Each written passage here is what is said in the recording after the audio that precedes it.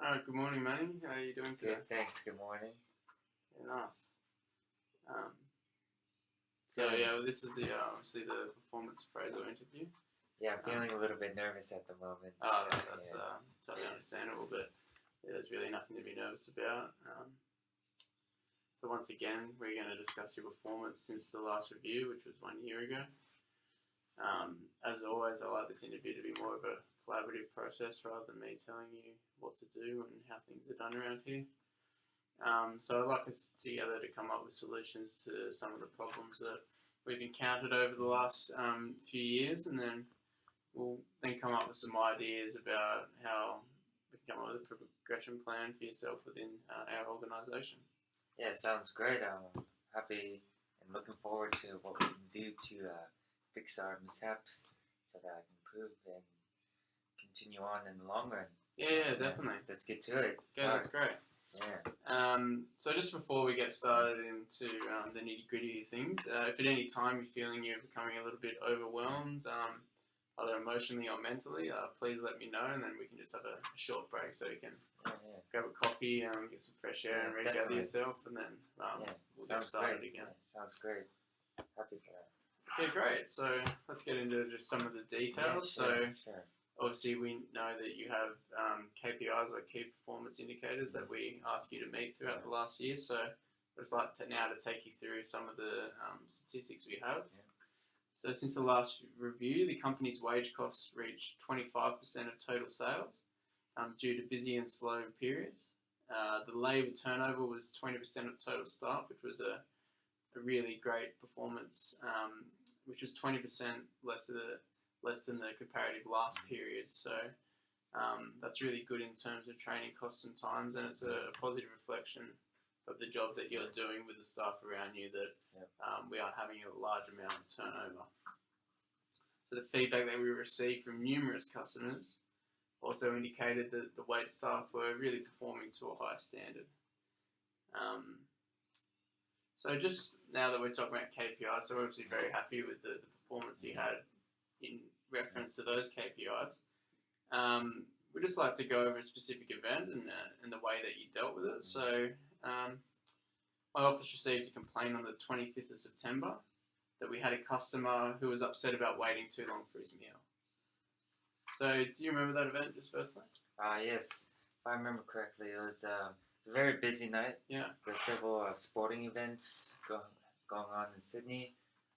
We did have a guest who was a bit impatient and rude to our waitstaff, particularly to one of the girls, just because of the fact that his food was late. I do remember that the kitchen was being very slammed at that time, and I was able to respond to the guest in a very rude manner. I noticed that I did speak to the guest in a rude manner, so I returned to the guest and empathetically apologized and gave him and his partner a complimentary drink and gave a discount on their meal.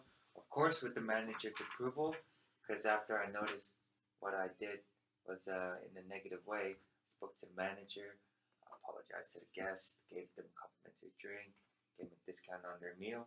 And I believe I was a bit rude, and I should have responded in a constructive way, in a constructive manner. Okay, great. So first, I'd say I definitely agree with the second part of how you handled that conflict by offering them a drink and giving them a discount on their final meal. So, as you know, just in terms of our organisation, that we definitely always want to put the customer first and their needs. So there's a few things here. So I think one side of it said you may have spoken rudely to the customer. So in terms of that, maybe there was some issues around the stress that you were under or at that particular point of time. And secondly, there's just one thing I'd like to add. Do you think there's maybe something that we could do in terms of the systems of communication between the front of house and the kitchen staff? So I'm just wondering if you had any input into that and if there's any systems that we could do to improve, just so if there is a slowdown period, we're able to communicate to the wait staff who are then able to communicate to the customer that there may be a short wait until their meal. Most definitely. I'm aware this period is busy, and maybe I should have contacted the restaurant manager, stay in contact with him more often, with her more often. I think with on a daily basis, not just on quiet days, but on busy days, we need to front house staff needs to have a clear communication with the kitchen staff Yeah. as well with management. That way, we can be more fluid. Otherwise, if there's no good communication between all parties, it's going to be a miscommunication for everybody. Yeah. And front house staff won't be able to confirm whether if the food's coming on time or not. What's going on with the food, if there's going to be any delay. That way, front house staff can communicate with the guests in a productive way. And another point to add would be that in the event if we do know the food's being late or delayed, we can apologize to the guests, making sure they're happy, making sure if we can offer them any other service while they're waiting for their food, instead of them sitting there getting impatient and not having any staff telling them what's going on. That way, they'll get very impatient and angry. So I believe that with a good, effective communication between all parties, front of house staff, management, and kitchen, we can be constructive and fluid. Oh, that's great. So just more continuous communication, and if there's any details that we need to nut out, we'll do that in the next period. So, so there's just some of the second point. Obviously, that we definitely think that you need more feedback from the back of house to prevent a situation like this happening. So definitely just some of the positive things though. We also know that you have a lot of responsibilities and you do a fantastic job, and you're very punctual, supportive and organised, but some of the staff around you and myself in particular have noticed that maybe you have been a little bit stressed and a little bit tense lately, and that's having an effect on the way that you communicate with customers and the people around you. So just in terms of the stress, so then we had that incident 2 weeks ago where we noticed that your behaviour probably wasn't as active as it has been in the past. And we just know that you have a bit more potential than what you've been showing in this last period. Yes, that's true, and I take full responsibility for my actions. I have noticed that I have been stressed emotionally and physically, exhausted, and that was very bad and rude way I handled it. I should have handled it in a more constructive manner. As a supervisor, I'm a leader, and I need to motivate, show an example to the people I'm leading how you should effectively resolve a conflict and have a solution, have a backup plan instead of being in a rude manner. So this is what I would like to talk to you about, so I can overcome this obstacle and not let it happen again in the future. Well, yeah, so obviously I'm glad that we're on the same page with that, and so now that we can look at ways that we can move forward in terms of that. So in terms of your work life, we know that you're very, very motivated and you're a very conscientious worker, but we're just starting to become worried that you may be working yourself too hard, and that's also having an effect on the people around you in terms of micromanaging and things like that. So there is cause of concern for us that maybe sometime down the track you may burn out. And what that effect has that as a supervisor on the staff around you, whether that may start having an effect on staff turnover and just the overall productivity of the team in the long term. So, just like to start with you, do you think there's anything that we could incorporate into your current work structure in your future development that will possibly decrease your stress levels and also just increase your motivation for yourself and others in order to just be aligned with the organisation's strategic objectives and goals? The truth is, I have been feeling a bit unmotivated and stressed lately. I always try my best. I always give 100% of my effort and time to the workplace. And sometimes I just feel like some of my work colleagues are not matching my enthusiasm and intensity. My work has been very excellent for some time now. And I think I need a work environment that continually challenges me, just so I can improve as we go along, and so that I can learn how to resolve situations.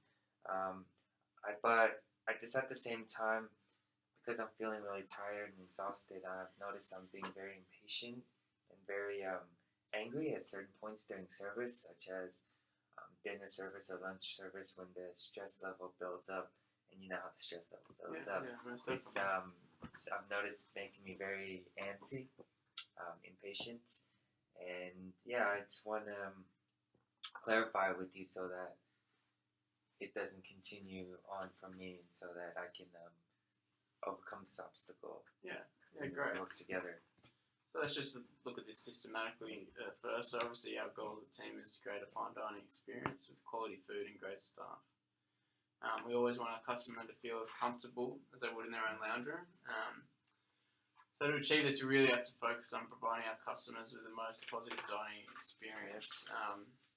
Obviously, as part of our mission statement, we say that, if our customers having a bad day, we really want to be able to turn that experience around for them in their time in our restaurant. If they're having a good day, we obviously just want to continually improve that, make it one of the better days of their week. So I think in terms, if we can really work on that stress and motivation level, that's going to have a positive effect on how we want you to interact with our customers. So we must always have in mind that our main focus is the customer, so how they feel, what they want, and what they need. So we really need you to be have those emotional boundaries up and not let it spill over into the people around you. So we do understand that you have been feeling very tired lately. Just had a short discussion with some of the managers around you, so we just came up with some ideas of ways that we thought we could provide a solution to this problem. So we allow you to have 10-minute breaks every 2 hours, allow you to get a coffee, get some fresh air, make a phone call, whatever you need to do just to realign yourself and get centered again. And the other thing is we're thinking of giving you Mondays off. So this is just a starting point of this conversation. So is there anything that you personally think that that would help your own stress levels? I think that on days where I have double shifts, I've noticed that my motivation has been dwindling and my enthusiasm has been a lack. I think that it'll be nice if I had maybe two split shifts per week.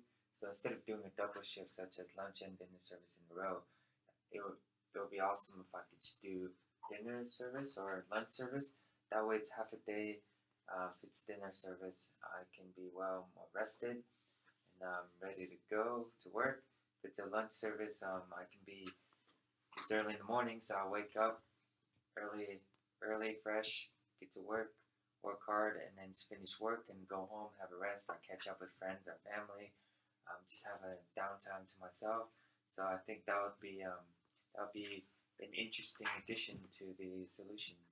Yeah, that is totally fine. So I'll talk to my superiors and we'll have that confirmed for you in the next week. Also, I was thinking if I could postpone temporarily my supervisor role, and instead, if you would like, you can do a observational, I guess you could say, observational study.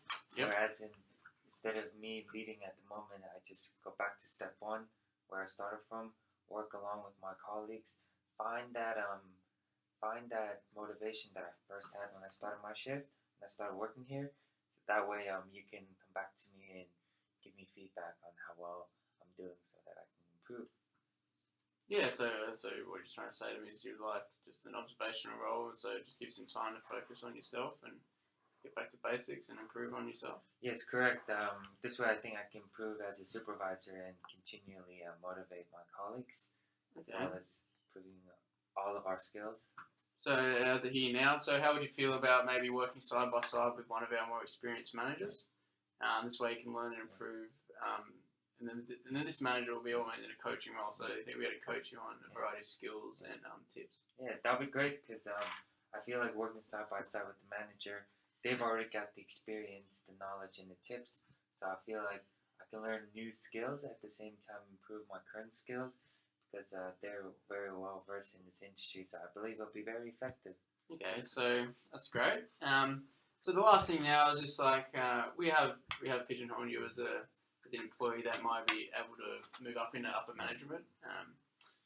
So what we'd like you to do is be part of an external executive coaching program, which happens twice a year.